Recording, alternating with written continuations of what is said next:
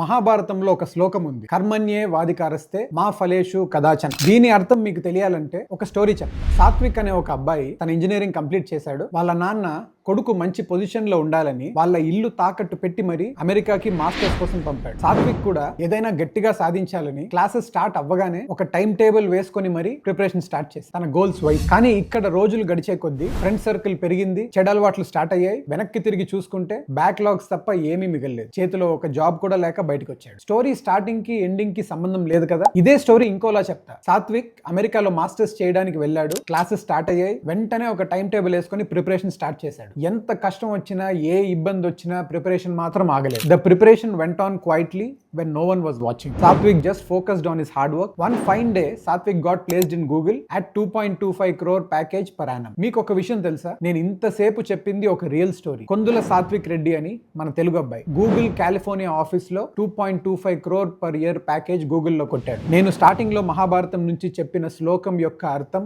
ఇది. Concentrate on your actions, not on the outcome. So work hard in silence, let your success make noise. నేను మీ Sunil Raj, signing off.